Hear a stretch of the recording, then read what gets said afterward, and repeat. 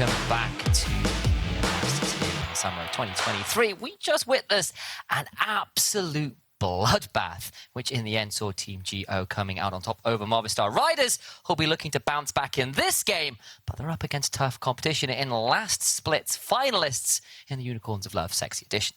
Now, Unicorns of Love Sexy Edition, they are one of the most winningest teams in the ERLs, and before that too, when they were in the LCL. It's a great way.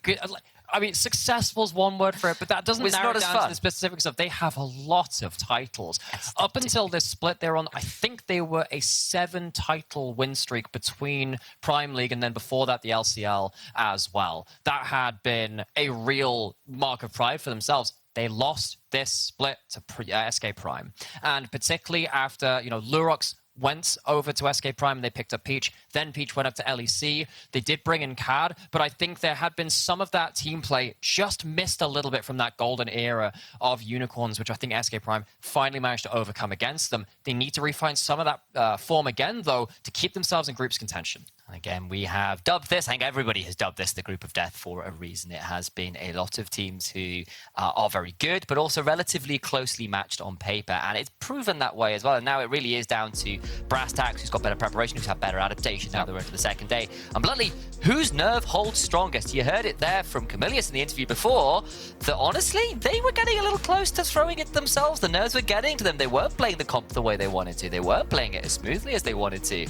And now, especially as Movistar Riders are up against it here, having dropped a game that was very important at 2 and 3, pressure's going to be on them pretty heavily here coming into their another game here. And Movistar Riders, they took the first game versus the Unicorns. So, Unicorns, they're currently at 3 and 2. If they win this game, they're in. That's fine. You've got to that point now. You're safe. Over the edge of that point. If you lose, things can get a little bit awkward, of course, because Movistar Riders would then break the head-to-head at 3 and 3 in terms of game score with that 2-0 head-to-head. But there is the chance of a 4-way tiebreaker as well, which would then put everything into a mess, and that individual head-to-head goes a little bit out of the window because the whole group is even on game score beyond that point. So Unicorns, they're not safe. If they walk away with a win, they do secure themselves that top 8 finish, but they need to fight hard against the team, which of course beat them that first time around. Yeah, and of course, as we say, Movistar Riders did come in today with the head-to-heads against Go and against Unicorns, and those were two arguably of the toughest teams in the game. Of course, Nazar have come in and said maybe that's not quite the case. We're still here to play for it as well. But the point stands, they didn't quite make it work last game for how close it was. Now they're on blue side though, maybe they've got a slightly different idea about how they want to play the game. They've got the Kais themselves this time, which became really problematic as the game went on, even if they did shut it down in the laning phase pretty well. And Super is such a good carry for this team. He's a player which has been around for a great number of years and a bit of a household name again. I keep using that. We have a lot of household names here in the ERLs. We have a lot of players here which have been around and succeeded. What's another word for a household name? Reputable. Reputable. What a reputable carry. What yes. a reputable. Oh, yeah, the Nymera reputation, certification. It's the Nymera reputation index. We can work with that. Anyway, we're going to have Mask onto that Jace. We could get a Jace Maokai locked in right now. You don't have Sejuani to kind of trade that on the other side. This, of course, has been the real pick of carries in that top lane. It's been banned so much. Often it's been a blue side carry as well, because you don't often want to first pick that Rumble, because it's easier to first pick something like one of your strong mid laners like a Tristana or the Kai'Sa, which of course was locked in too. But having Werner on that Rumble, very powerful. And now, of course, that does leave the Maokai open to be taken for Ismet this time around. It's a good pairing with the Kai'Sa as well. You set up very easy if she wants to dive in. You can set up very well for poke as well. So pretty okay about that. Oh, so I wonder now, folks, because we have seen this a little bit. Oh, yeah. Caps pulled this out a little bit. You can use Lucian as a mid lane counter into Jace, even though you've had the changes to the point where, over so many years, where Lucian is more dependent on a support. There is the chance that this Lucian, of course, does go into that Jace in that mid lane. Of course, with the Kai'Sa there, you assume that has to be the case. It can technically be a top laner too. I think that Rumble would treat you quite badly if that were the case. Time, I think. And also thinking about it, there is a suppose world where the Kai'Sa goes mid, the Lucian goes bot. So you've got some flex options here as well, even if on paper I'm expecting the Kai'Sa bot, the Lucian mid. The response though is saying, well, we need some way to punish these short-range AD carries, particularly Lucian, who does often need to dash forwards. Well, Gragas can punish you for doing that. So that's locked in nice and early here. As soon as Lucian dashes forwards and starts firing ultimate, the Gragas ultimate comes straight down on top of them, blows them out of that, and blows them out of the fight. If Maokai tries to go forward and Lucian tries to follow them, the Gragas can buy space in that same way. So now coming through into the second round of these bans, you can see that, of course, Funky hasn't got himself that Zeri, which he's been so powerful on throughout this tournament, and of course throughout the year as well. I wonder what else you're going to have taken away from him at this point. You might... I don't know really what's left. You can't really look into something like an Ezreal into this kind of composition because the Kai'Sa is a very strong power. You could go for something like Sivir is what I'm thinking about, because that allows you to kind of like have a strong laning phase and scale up a little bit alongside them. Something like a Jinx might also work as well if you're looking for a bit more. So there are a couple of different options here. Yeah, it is more towards those scaling options, honestly, and some slightly less meta choice. I mean, Aphelios has kind of fallen away from being the Premier pick he once was. Jinx in a similar space. Sivir, I think, probably has been one that has kind of risen up a little bit. We have seen a fair amount of Sivir, and I wonder whether that is the option here. The other option, I suppose, is just picking the support here and leaving your AD carry to last and do something funny with it, but I don't know. Counter pick support is really nice.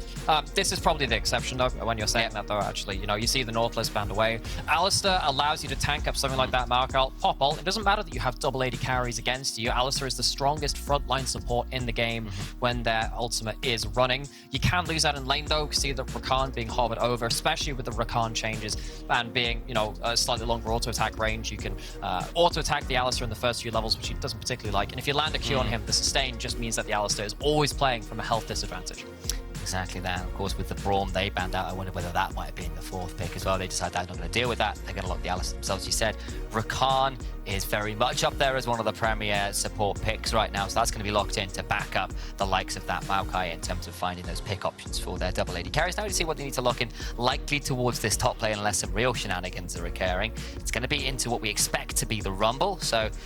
yeah, I'm going to wonder what they feel like doing. Maybe something like the Gnar, I suppose, might be safer. Jax, Ornn, there you go. Teamfight impact. It's backline access. If you're going to have a Gragas throwing casks at you, you're going to at least try and force someone like that Jace back a little bit. Everyone has been hovering over that Vayne so much. I don't think it's a great thing. It would be pretty rough this game.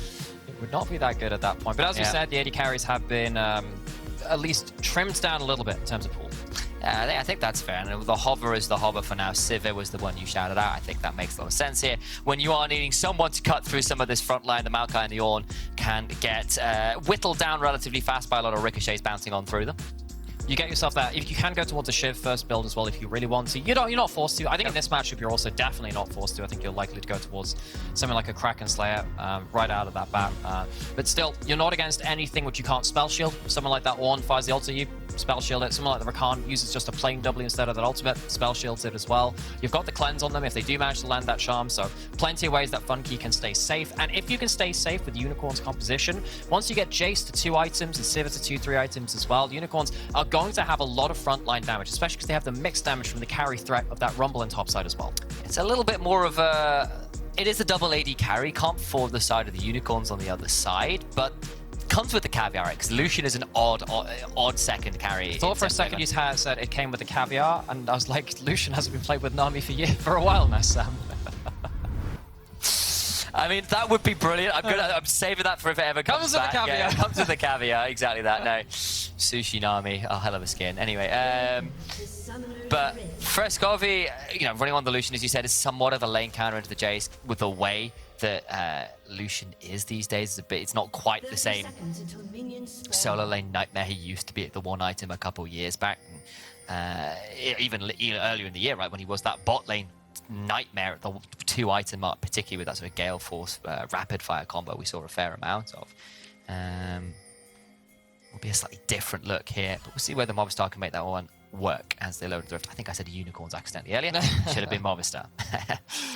Actually, at that point, Movistar, if they lose here, that's it. They are done beyond that point. They will be finding themselves outside of top 8 qualification.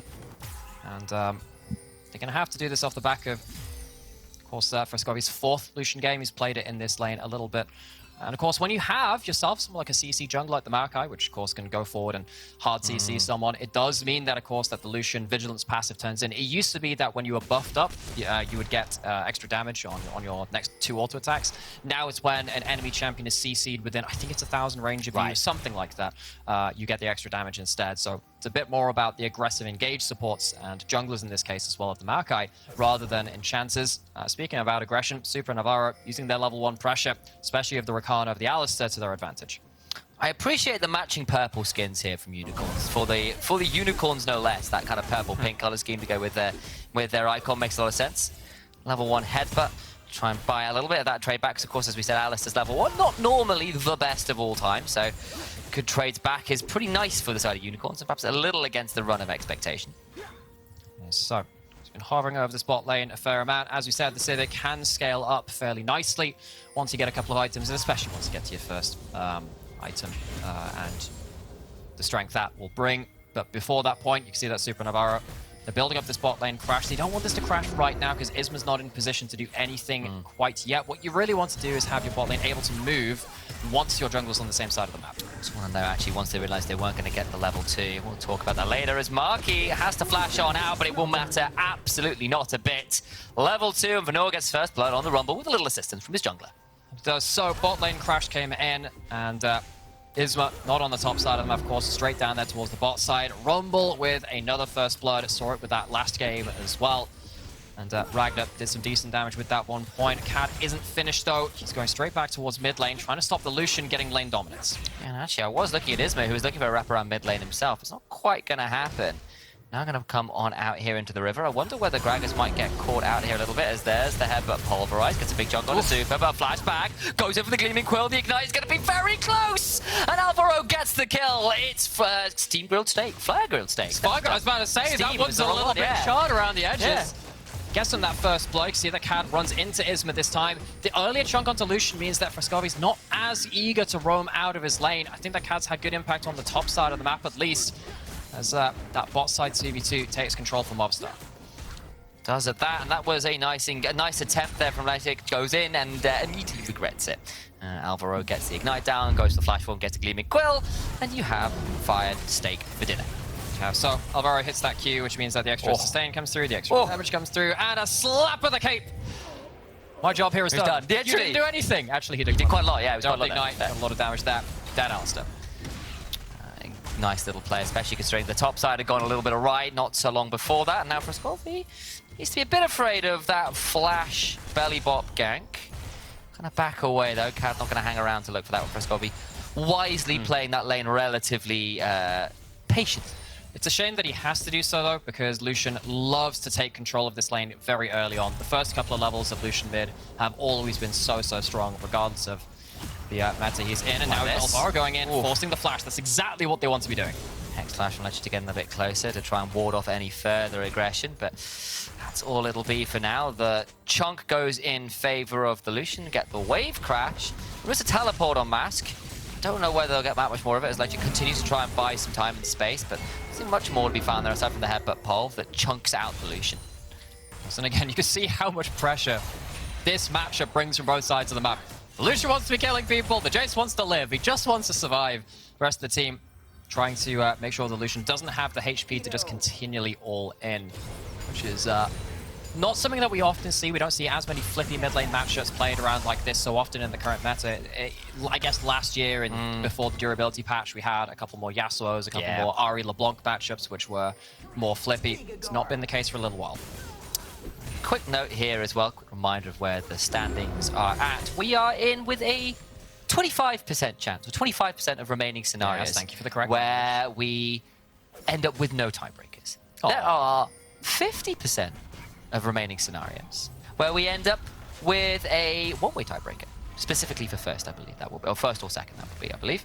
And then there is still, in 25% of remaining scenarios, that glorious four-way tie. Right, so if you want a four-way tie, Movistar have to win this game and match Unicorns on 3-3. Then the last game of the day, NASA needs to take down GO as well, which is the matchup they lost the first time around.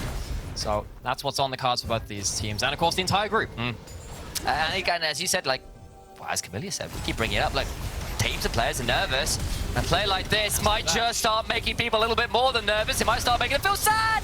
Just about gets him. I wondered whether he'd gotten out there for a second, but the shock blast was just enough in range. Cad has been so good at ganking mid lane today. He had some great ganks on Sejuani earlier in the day when they picked up their first win, and just here as well, in a very important lane matchup, the Lucian, which is all about pulling ahead early from early lane dominance, manages to shut them down. Suddenly, your Jace has gold. Suddenly, the Lucian is going to be half the champion they would have been if they were the one with the CS advantage and a kill. Now you managed to break that one. You saw an attempted gank there earlier that got a chunk onto Mask. He got the flash out of Mask, but didn't get the kill, that's for sure. And now Lucian feeling a bit frustrated to have been caught out there, and it was exceptionally well played. Cad and Legend getting into mid lane to punish this Lucian very swiftly. It's a couple of pixels off being seen by the control ward. It's the shotgun gank that Gragas has done all these years. And the last shock blast adds in towards the weaponry to take him down. Wondered really whether Lucian had just about outranged it, but did clip just on the edge of the explosion. Lucian was brought low. To the bot side we go, Legend goes in for a headbutt pulverized. The trade back is pretty aggressive. The ignite went down onto Super, he's having to back on away, but there is a battle dance to keep Alvaro safe. So it's the ignite down, but didn't really get much in trade for that. Guess where Cat is again? Oh my god. He's just recalling in mid-brush while everyone else is having their own laning fun. Lucian is not allowed to play a 1v1. He's far too good at it.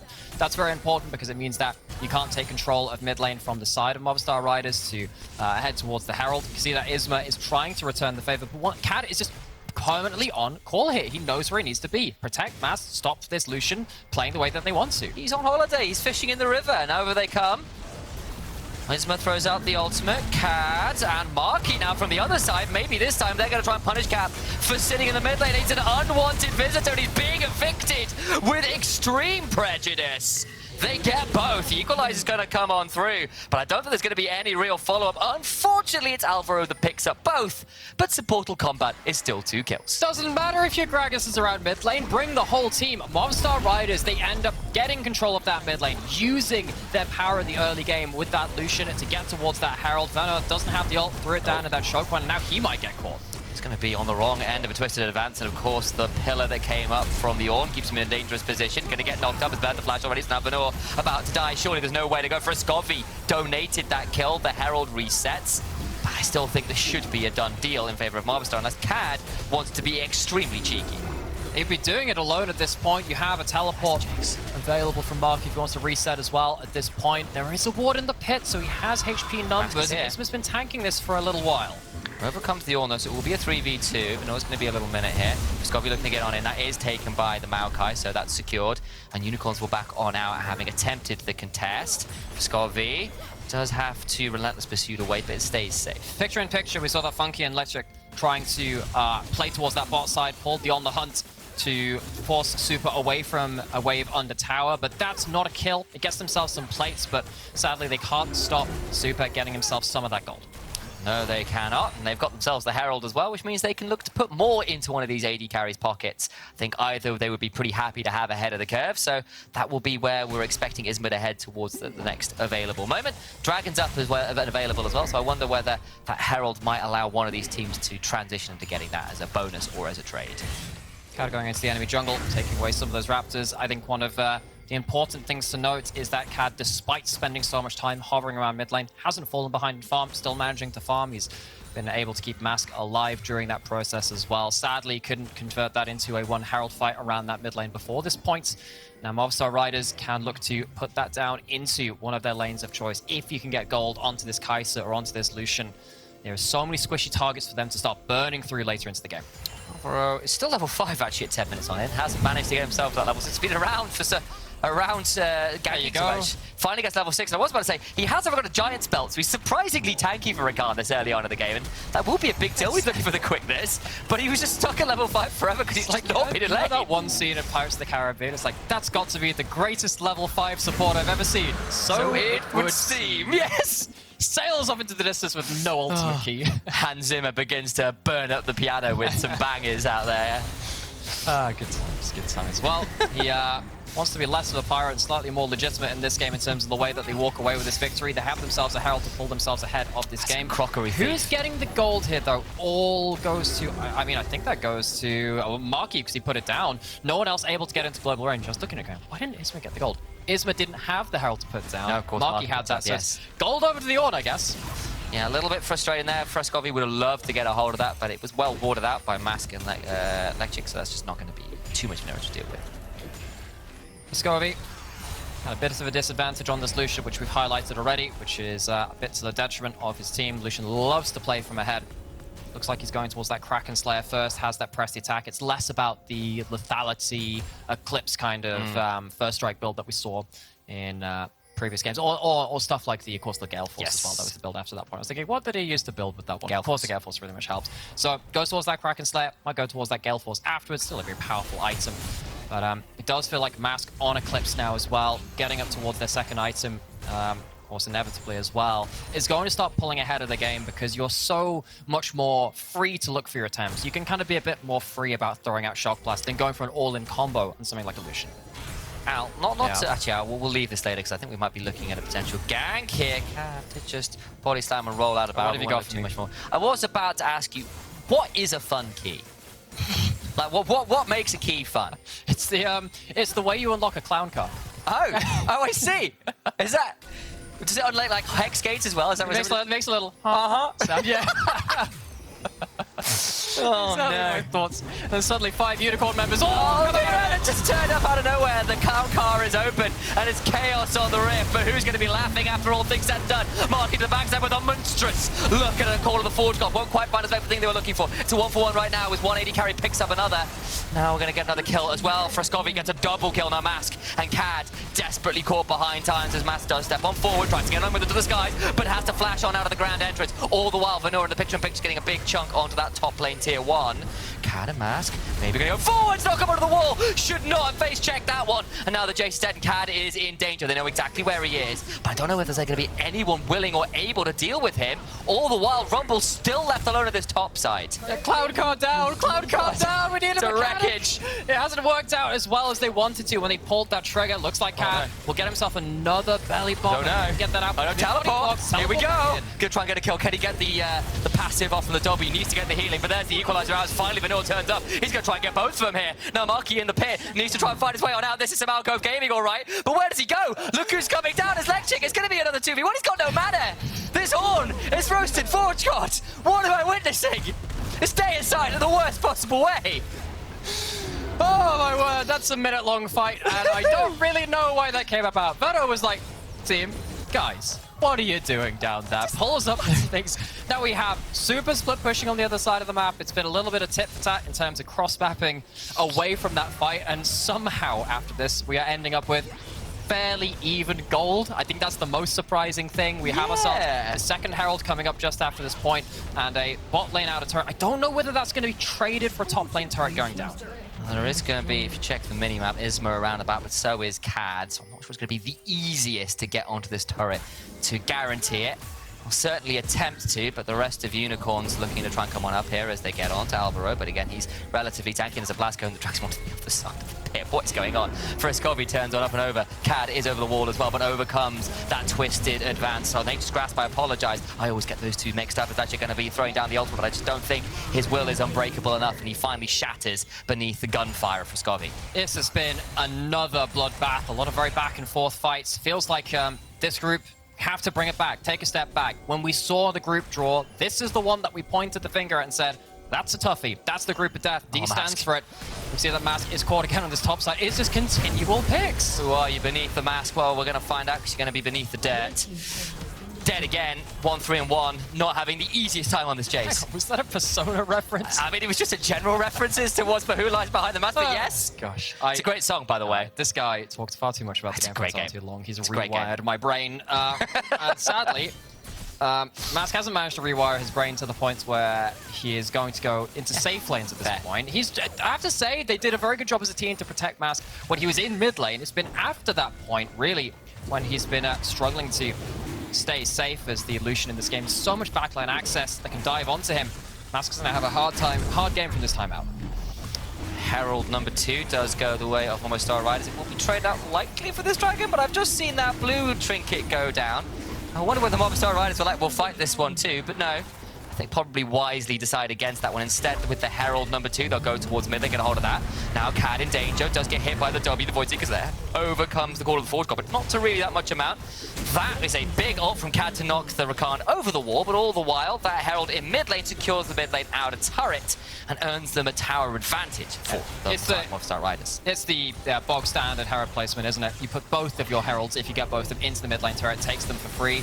Gonna go, Archaon to siege the second. Funky gets knocked on, but that's key down. He is going to not be having a very fun time in this mid lane as the tier 2 falls. Mask is teleported in, but I don't know how much he's going to get. Yes, you get accelerated shock blast, but it doesn't really amount to all that much. It's not the most strong Jace you've ever seen. Marky goes back the other way with the Bellows Brush, trying to find some space, and it's another tilt onto the cow. He's been culled again. A double kill to Frescovi. Mid lane Lucian, maybe just back.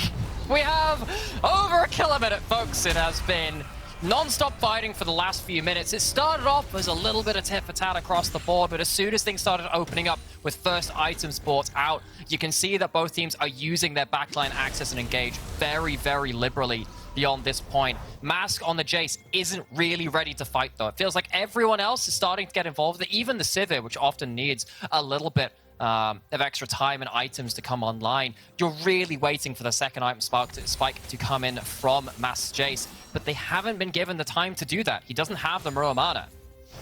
No, he does not. They were even throwing out the take notes MSI emote as well, was it? Isma at the end of that, which of course was a big one back in the day. But they're just that was just last year. Yeah, I know. Back in the day. Back in a year ago. What did I didn't say when? I didn't say when back. Kids these days and their attention spans. I'm older than you. I'll tell you when you're older, Sam. How do you know?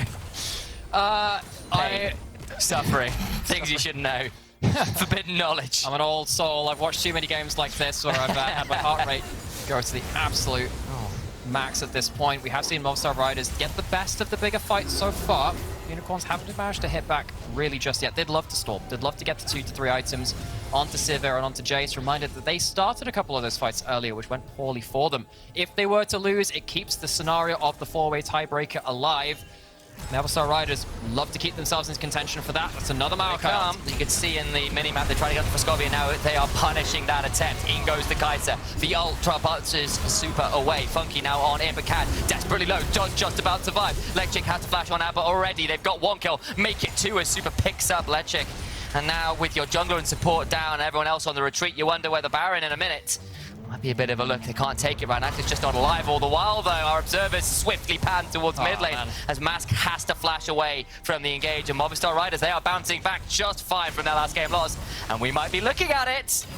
We might be getting towards that 4-way tiebreaker. Unicorns, they were stayed down there far too long with not all of their carries there, or rather none of their carries. They had Mask and they had Funky away from them. Yes, you have the Rumble, but Rumble is the one that gets CC'd immediately. No way to protect against that.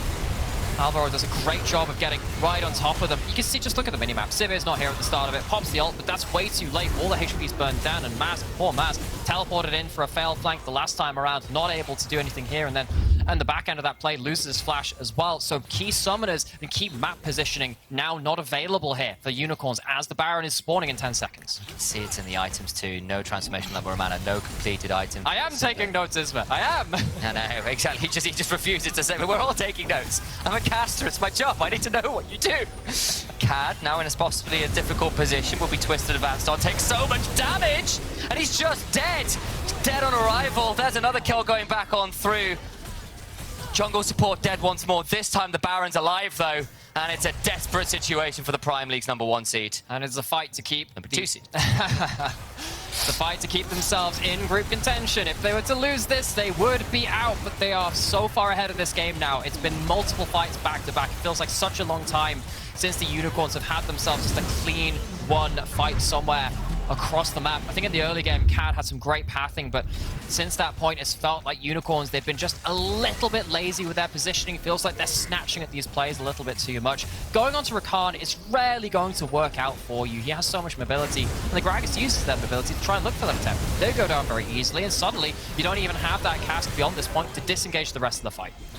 because you've got the ultimate from the Maokai as well, even when Lucian dashes forward, there's no real ability to pounce on him for having done so, because you've got this big wall of branches just locks you down as you try to step on forwards. Now you've got a 2-0-12 Maokai. You've got a 6-1-7 on this Lucian, 3-1-6 on this Kai'Sa. You are so ahead of this curve. You are so ahead of this game. And now with Baron to boot as well, I don't think we're seeing any counter punches this game. I think it is just a death blow that remains for Movistar Riders, assuming they can be clinical in ending this game. This Baron should give them the death knell they need, at least in terms of the gold lead. And one of the big problems is you typically rely on Jace to outrange. The one champion in the game that will really punish them at this point is Kai'Sa going AP, which is what we have from Super. It doesn't have a Ludens, no, hasn't built up towards the Mythic, but has that Nash's Tooth, so they can just keep sitting there, and Cat is caught again. Just again, he keeps looking for something on the flank and is forced to use his ultimate. Will stay alive this time at least. But it comes at the cost, most of his health bar comes at the cost of that critical disengage ultimate. And it might come at the cost of this tier 3 in the top lane. Maokai ult comes on through, Isma goes on a killing spree to knock down Funky, and he is dead as well. There goes the inhibitor turret, and I think the inhibitor falls shortly afterwards. How far are the Riders willing to go? Because they could ride all the way to Valhalla here and ending the game. They are certainly putting the game ever more and more in their favor, and without the severe wave clear, you might be forced to pull out an equalizer to try and just defend your base. I don't think that Movistar Riders are going to keep themselves in the base at this point, though. There's a dragon to be taken. They can snap that one up. It's safer option. Again, dragons haven't been the focus of the last few games. It's just been kills. Yeah, really, this group, it apparently, Group of Death extends towards gameplay as well. Death of Champions rather than dragons at that point, though. I think just they even find themselves to the point to reset rather than go straight back towards that dragon. They can get themselves their gold, put it on the table. I think that Movistar Riders have been really good at just continually using this Maokai ult to force turrets. It's something that we see an awful lot, right? It's so good at just throw the nature's grasp at a tower and say, you either get caught by it or you run backwards. Now we're getting back on towards the map. You have the ultimates coming back up again shortly. They're on cooldown for now, but Movistar Riders, they're not spoiling for a fight. They're gonna go get themselves that dragon, it feels like, for free. It's always a rough scenario, and as an Alistair, your ultimate doesn't seem to make you very tanky at all when you're supposed to be that critical frontline piece when you were pretty highly prioritized in that second round of the draft. And you're 0-7-2. It has been a tough time for the Alistair. Yes, you have died often for the sins of your team, but even so, has just been prime pickings for the side of Movistar Riders, who have bounced back well and truly from the last game and are looking to make sure they are still in contention for those playoff spots. Still keeping us alive for that potential 4-way tiebreaker scenario. On the other side, the Unicorns. Oh, the Unicorns, reminder, they were in the finals last year of EMEA Masters. They were 2-0 up in that finals, and they got themselves reverse swept. Another ult comes in. It's going to wrap them all down, and they have just plant food. Sledging taken out as well just at the end of it all. There's no one that's remaining. Mask is going to be jumped on. Super goes on in, throws out the Acathian Rain, and is pouring on the Unicorns right now. They are left under the weather. And a little bit worse for wear. They will finally keep the rubble alive. That's about it. The final inhibitor turret, the final inhibitor about to fall. Movistar didn't even need to stop to take the dragon. The rain might have stopped from Super. They hit the ground, but the drenching has been done. It is Venor against the rest of the world. I just don't think there's anything to be done. He is about to get trampled by the Stampede. The Movistar Riders about to bring on through the LVP, looking to ensure that their dreams stay alive in this group, stay alive in EMEA Masters here. They won't quite be able to end the game. They won't quite be able to get through anything more. Venor does enough to avoid the engage, enough to clear out the waves, but they are down to one Nexus turret. I think Movistar make the right call here to say, look, we could go towards that dragon, but that would mean that we're not using the last of our kind of push just at the end of the Baron. Of course, it's fallen off by this point. And this engage is so disgusting. You have one spell shield as Funky. That's not enough to deal with 3 ultimates. Not enough to deal with the knockup coming in from Rakan either. It is absolutely lights out beyond that point. The stats so much in favor of the Movistar Riders. Unicorns left in the dust, and yes, they do end up surviving a little bit longer, but they have all of their inhibitors down by the end of this clip, and they are forced into their base even more so. Teleport comes on through towards that top lane to keep the super minion alive. Alvaro's coming for a flank. Cad will try and buy some space. The quickness comes on through, and I think it's going to be a very quick death for Funky, who dies again. And now down the Sivir, now down that critical wave clear. They'll try and punish back on Alvaro, but he just gets away from the cast. And now a massive knockup as Ornn goes charging on in, calls the Forge Guard and breaks some hearts. The Unicorns, head in hand, desperately trying to hold on, but there's nothing to hold on to aside from a singular Nexus turret that's down to half HP, and not for much longer as the Demolished Proc brings that one down.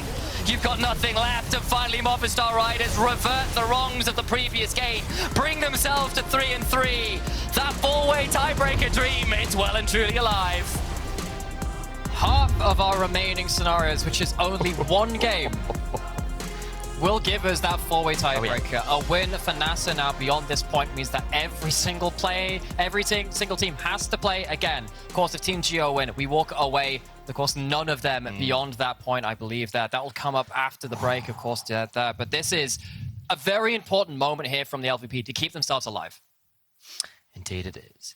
But we are kind of just waiting a little bit here before we get our interview ready. So I suppose at this point now, you got to start feeling a bit frustrated for Unicorns, because that game just nothing worked. There was a couple good ganks mid. Cad managed to find some plays there. And then every time they were looking for something, they were just a man down. They were kind of just getting collapsed on a little bit harder. I want to draw some parallels to what Camilla said in our interview after the last game, where he said, actually, you know, it felt like we were just getting a little bit panicked and we couldn't take that step back and consider things a little bit more.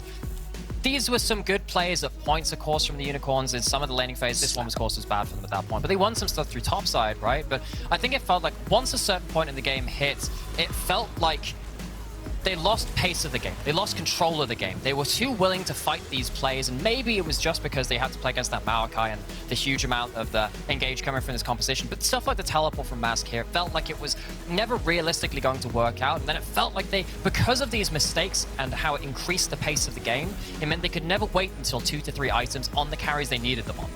Yeah, and I think on the other side as well, you're looking at things like Illusion, which I was not expecting, and I'm not really sure whether Unicorns would have been expecting that either, and that became really deadly. Yes, they killed it once in lane, but honestly, Viscovi was donated a few kills, became a real nightmare, because whoever got caught would have a Kai'Sa and Illusion jump on them and eviscerate them in a second's flat. And I think for me, going even back towards that draft, I mean, we saw the Jason and the Rumble locked in at the same time. I wonder if it had to be the Jason Maokai. Take that Maokai away. Easy to execute. It's easy to execute. We've seen teams across the world use that combo to such great success in its own right. Maybe there are some questions there. It's hard to know, right? Because yes, you know, you look at the picks and bans, some of the VODs coming in from Movistar, and you know that, of course, Viscovi has played that Lucian a number of times, and it is a good matchup into the Jace. We've seen Caps even play it beyond that point.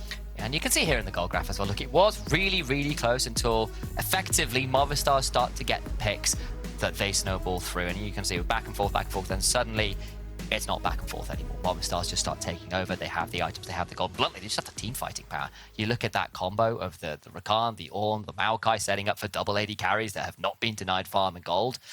Yes, you've got a Fed Rumble, but that's just not going to be enough to survive that.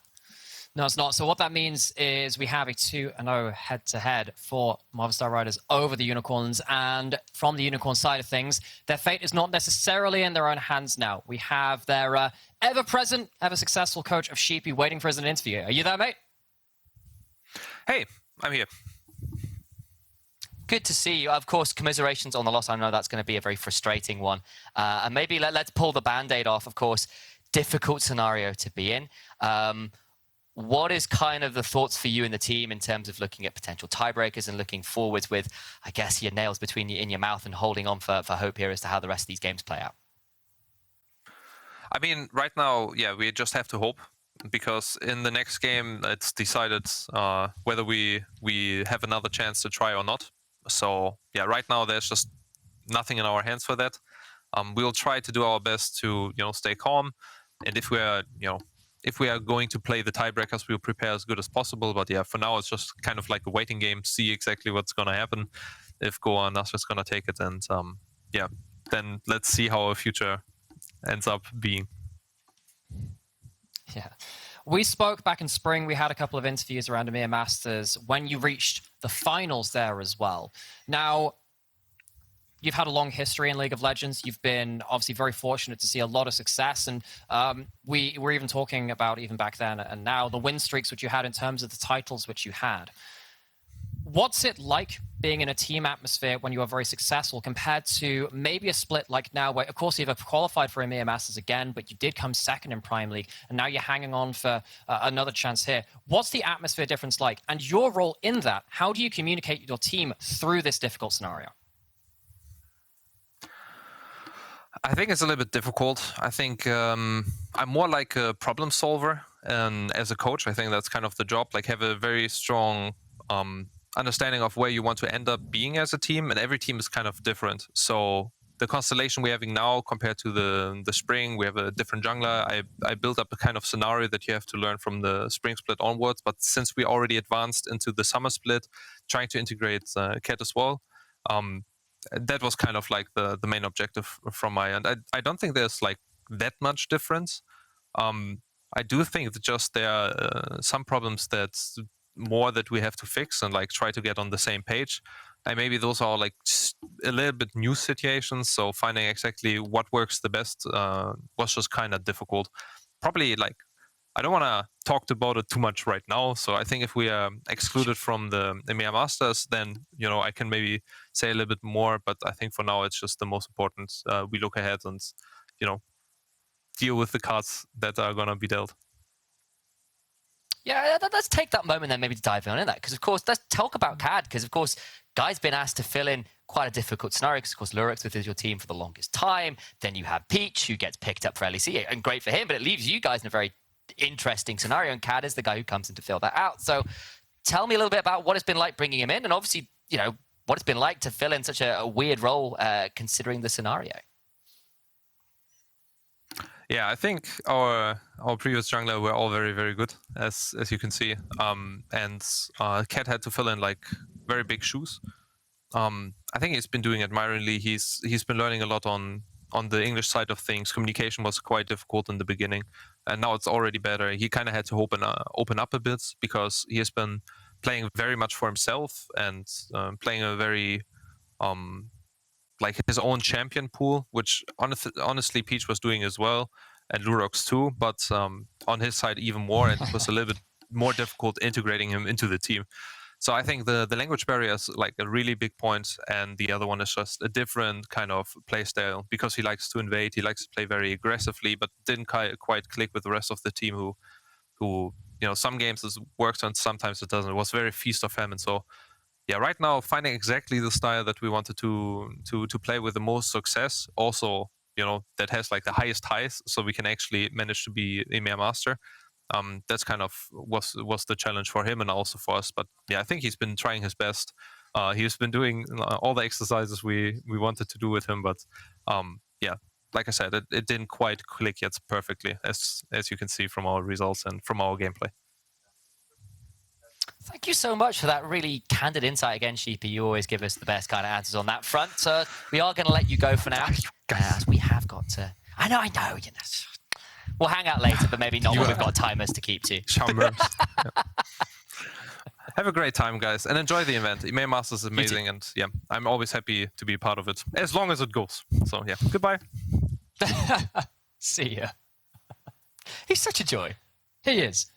Might not be in the competition at this point. Well, we're going to hope, maybe. A lot of terror on that face, I think. Well, exactly. It is a very difficult place to be. But to find out what that remaining scenario will be, are the unicorns in? Who even is in yet? Well, we've got to play one final game. That will be NASA versus Team Go. It might lead us to a 4-way tiebreaker, and we'll have to find out whether we get there after the break.